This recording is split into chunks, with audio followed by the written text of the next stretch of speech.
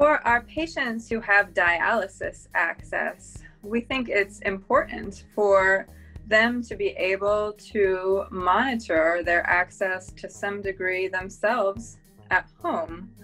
Dialysis access can unfortunately develop problems or fail, and some of that could be identified by the patient's own examination of his or her access. For example, a dialysis fistula or a dialysis graft should have an audible thrill when listened to through a stethoscope. We encourage our patients, and in fact are giving our patients stethoscopes so that they are able to listen to their own access to determine if there is an audible bruit. A bruit is fairly easy to identify, especially if individuals routinely listen to their own access. It sounds like a swishing type sound. It's a very simple evaluation. The patient would simply need to put on the stethoscope and put the stethoscope directly over the dialysis fistula or the dialysis graft.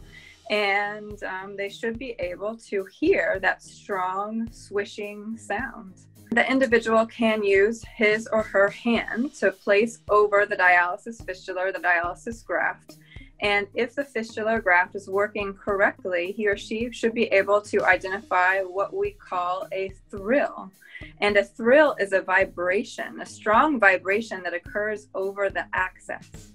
It's important for the patient to be able to do this self-evaluation because should the individual notice that the bruit, the sound, or the vibration, the thrill is gone, that is an indication that a significant blockage could have developed in the fistula or the graft, which could threaten the access, making it impossible to dialyze. It could also indicate that the fistula or the graft has completely blocked off, meaning when it's time for dialysis, that access will not work.